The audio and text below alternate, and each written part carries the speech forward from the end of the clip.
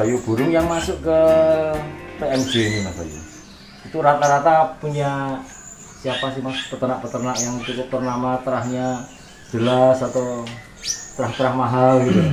Ya. Terima kasih. Kebetulan perjalanan 1 tahun ini, persentase yang masuk ke PMJ ini persentasenya adalah kalangannya masih 80% menengah ke bawah, artinya burung-burung peternak baru dan juga ada burung-burung papan atas yang sudah mulai masuk ke Putra Master Jogja. Jadi kita di sini tidak membeda-bedakan tentang perawatan, perlakuan. Jadi semua kita samakan, baik itu burung mahal, itu burung belinya murah, itu punya bos, itu punya pemula, nggak ada yang kita bedakan. Artinya di sini begini, Pak. Begitu mandiri, artinya burung sudah mandiri makannya, TF-nya kenceng, sudah makan pun masuk ke Putra Master Jogja. Ini ada 3 kriteria yang kita perlakukan kepada murid batu supaya burung itu nanti bisa menjadi harapan bagi kita semua. Yang pertama itu adalah faktor makanan, yang kedua adalah faktor perawatan, dan yang terakhir adalah faktor pemasaran. Nah, terkait dengan faktor pertama itu adalah tadi asupan makanan ya. Jadi sama halnya kita itu punya anak. Kalau kita punya anak dari kecil kita tidak perhatikan kebutuhan makanannya, besarnya ya mungkin harusnya keker jadi nggak keker, harusnya kuat jadi nggak kuat. Sama seperti murai batu trotol. Kalau asupan makannya tidak diperhatikan, nutrisinya tidak diperhatikan, vitaminnya tidak diberikan, ya mohon maaf, besarnya mungkin akan biasa-biasa saja. Yang biasa-biasa saja kalau kita tambah dengan asupan makanan yang bagus, vitamin yang bagus, nutrisinya juga cukup, dia akan melampaui dari yang lain seperti itu. Ya, namanya kompetisi ya Mas ya. Iya, di situ Harus tampil luar biasa. Supaya apalagi murai batu ini kan arahannya, jenjangnya begitu sekolah nanti serang mungkin 1,5 tahun ke lapangan. Jadi mau nggak mau betul-betul kita siapkan dari dini.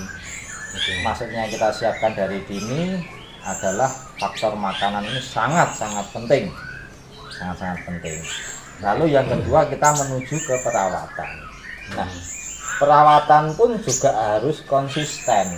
Artinya makannya, bersihkannya, mandinya.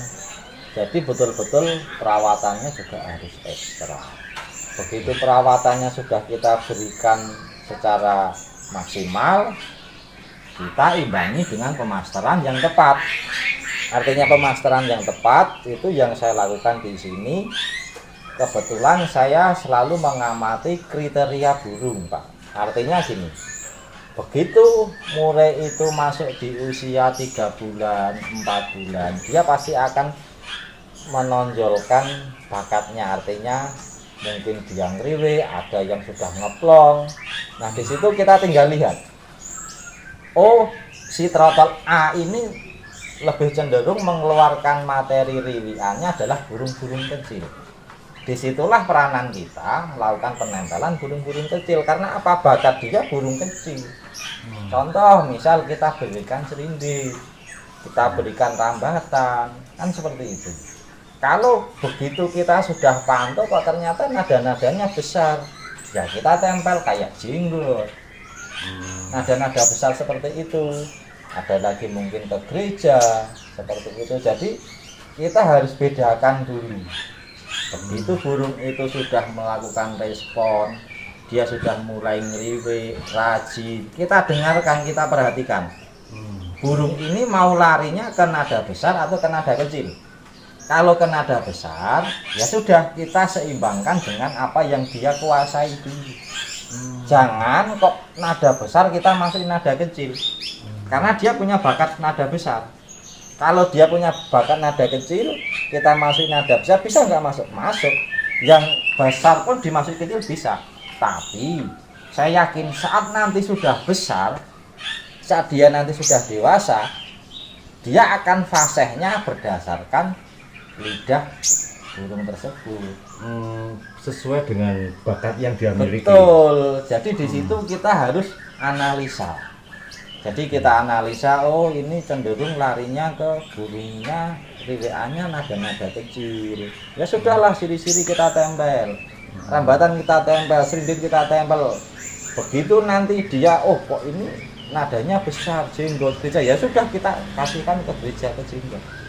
Seperti itu, ke jala ataupun apa, artinya kita pisah. Kita harus tahu dulu dia mau lari ke nada kecil atau ke nada besar. Karena saat nanti dia penguasaannya lebih ke kecil, takut saya nanti penguasaan nada besarnya dia tidak bisa maksimal. Karena bawaan dia lebih menyukai ke nada kecil. Sebagai contoh, kita punya anak. Kita punya 2 anak. Anak saya satu yang besar sukanya bahasa Inggris, bahasa Indonesia. Sedangkan anak saya yang kecil sukanya matematika. Nah, kita kan tinggal mengarahkan. Oh, kita dukung matematikanya.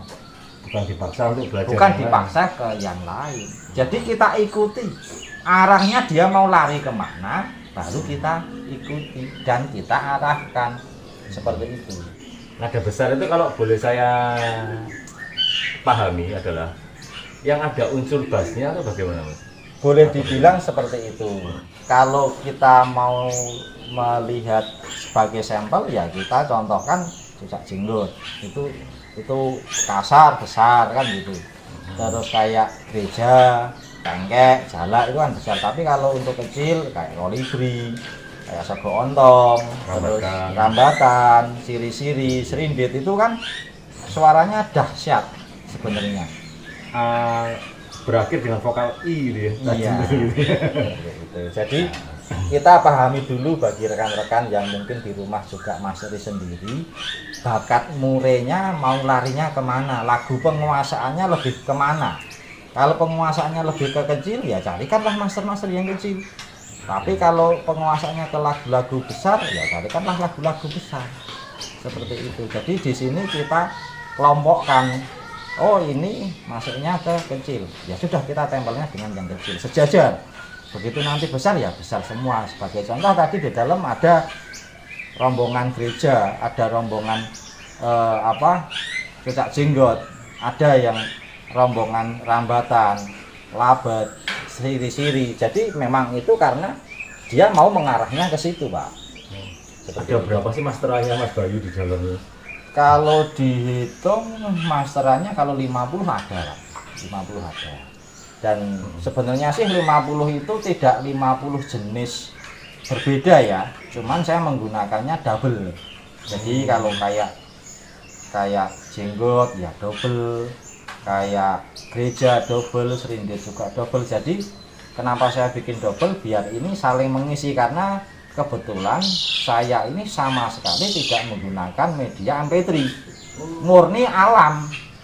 Jadi kalau alam itu mungkin saat master kita baru mabung, yang satu bisa ngisi, atau mungkin yang satu nggak bunyi, yang satu bunyinya bisa narik. Akhirnya di situ terjadi sebuah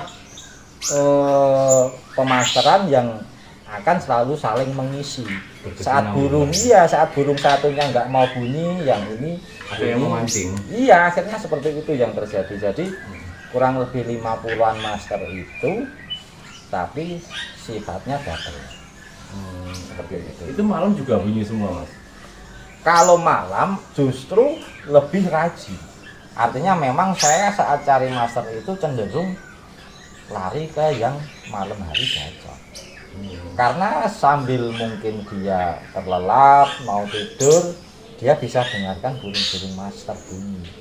Kalau siang mungkin burung itu merespon master iya, tapi karena mungkin aktivitas dia makan, dia ngriwe, atau mungkin dia gerak, loncat, akhirnya kefokusan dia untuk merespon itu kurang maksimal. Kalau malam dia jelas tenang, istirahat sambil mendengarkan guru-guru lagu bunyi. Di situ akan lebih masuk. Luar biasa teman-teman cara memaster yang dilakukan oleh Putra Master Jogja. Metodenya sebetulnya tidaklah sulit. Tergantung kita kan di awal tadi kita harus paham dulu tentang karakter burung kita, arahnya akan kemana. Dia lebih berbakat di suara burung-burung kecil atau burung-burung yang besar. Ikuti alurnya dan tujuan kita bisa menuju ke progres yang positif. Kira-kira demikian ya Mas Ya, Yuda ya. betul sekali.